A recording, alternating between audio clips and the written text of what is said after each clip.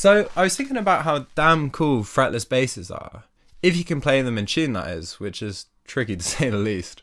But anyway, I was thinking, why didn't you see many fretless guitars? Well, I think probably the biggest reason is that guitarists tend to play a lot of chords, and I've never tried, but I'm assuming it's pretty hard to play chords on a fretless instrument. So I was thinking, how about the best of both worlds and try and make a guitar that does half and half? So, as I'm sure you can imagine, I'm not going to be using a particularly expensive guitar for this video, for obvious reasons. So I'm actually going to be using my first ever electric guitar. Hold on, you might say. Isn't your first guitar quite sentimental? You wouldn't want to ruin that in a YouTube video. And yeah, normally you'd probably be right, except for the fact that my first electric guitar has been sitting in a garage in pieces for 10 years because 14-year-old me decided it would be a great idea to take it apart and spray paint it bright neon glow-in-the-dark green. Tasteful, I know. Now let me quickly preface the rest of this video by saying I'm no luthier. There's probably going to be some pretty rough workmanship going on here, so whatever kind of monstrosities occur, you have been warned. But cool, let's get to work.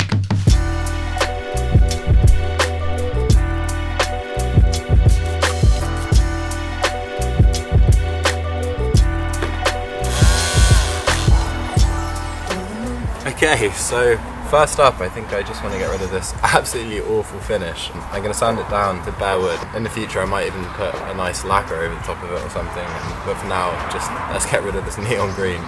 And then secondly, I actually need to fill in these bridge holes and then re-drill them because I've lost the original bridge for the guitar and the replacement I have doesn't fit with these screws, so we're going to have to do that as well.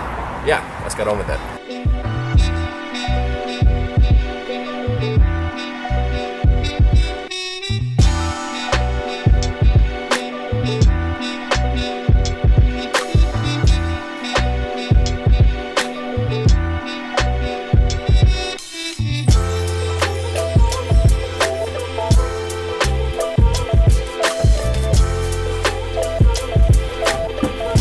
Okay, so a little bit of a progress update.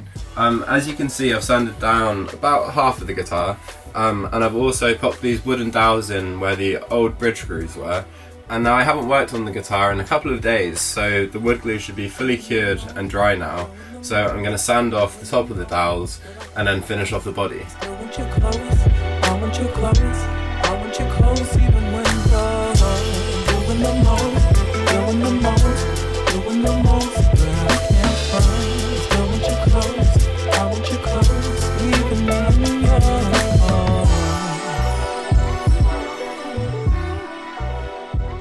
Okay, so now that we've got that done, we can move on to the actually exciting thing, which of course is talking about which frets we're going to leave on and which frets we're going to take off.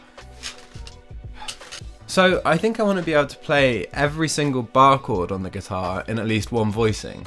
And to do that, you would need 8 frets, because of course starting on the E string, you've got E all the way up to A, at which point obviously you can move on to the A string, and then you get all the way to E flat, and then of course the next chord is E, which is the same as down here. So the highest chord you need to play is E flat, which means that you need 8 frets.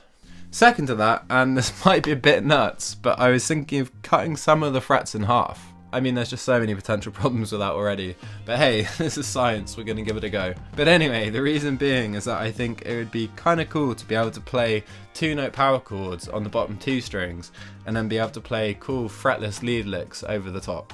So let's get back down to the guitar in the shed and see if we can get some of these frets pulled out. Okay, so from what I saw online, first up you have to heat the frets up with the soldering iron. The idea behind it being that it melts any glue holding the frets in place, and it also just loosens all the wood around the fret, making splinters and cracking less likely.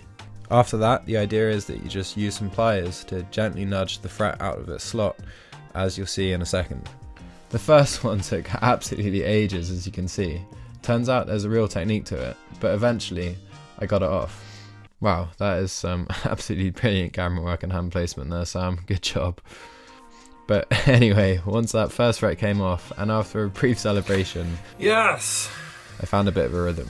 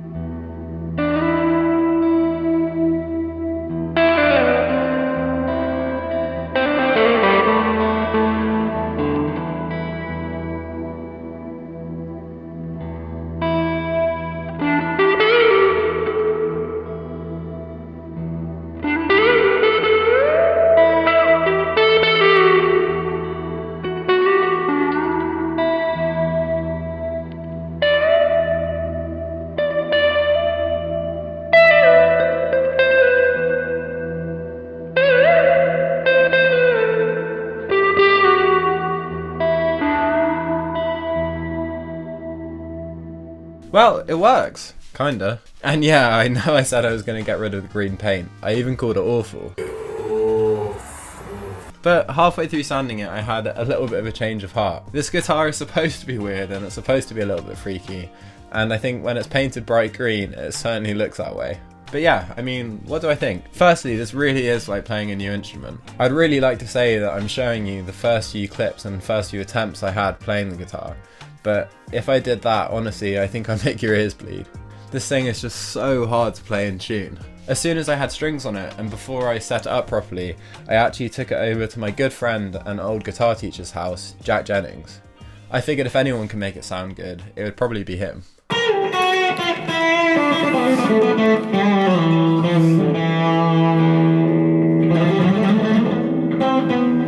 It's just so weird how you're going up and the frets disappear. Yeah.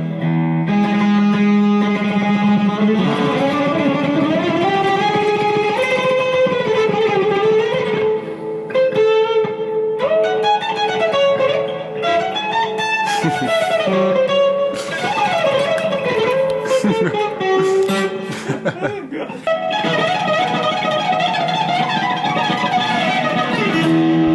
God. He was making some pretty cool sounds with it, but what were his first impressions? This is the worst guitar in the world. Got that note so far away from where it's going. Not ideal. So with a slightly heavy heart, I took it home and did a little bit of research to find out how to set up a fretless guitar properly. Now, one of the first things I found was that fretless guitars really benefit from having heavier strings on.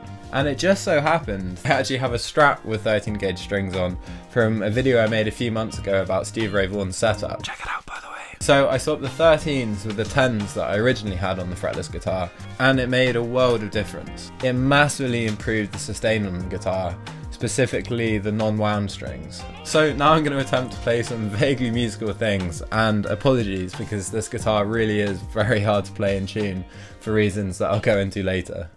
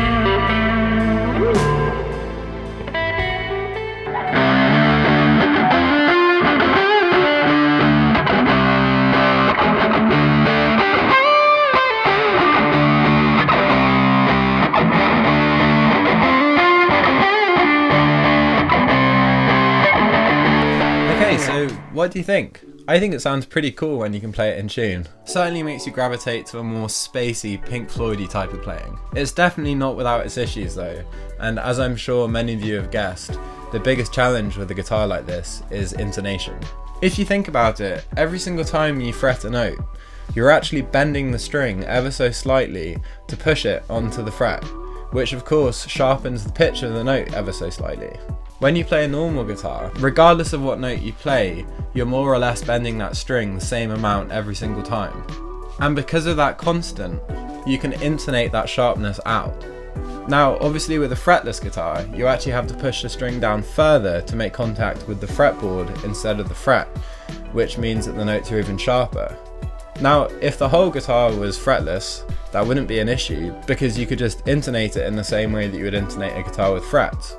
The issue with having both is that you can either have the fretboard intonated properly or the fretless section intonated properly, but you can't have both.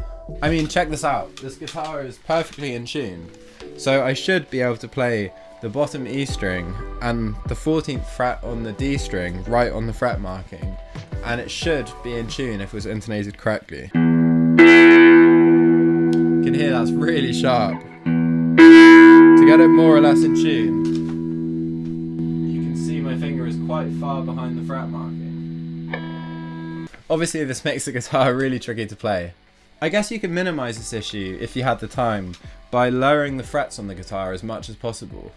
But even if you did that, I would imagine there would be some pretty small intonation issues. So yeah, I think this guitar certainly does have some issues. But if you could find a way to minimise the intonation issues, like lowering the frets, I think there's no reason why there wouldn't be scope for a pretty playable version of a half fretless, half fretted guitar. Anyway, that pretty much brings us to the end of the video. So thank you so much for watching. Let me know what you thought of the guitar or the video itself down in the comments below. Any feedback is always really appreciated.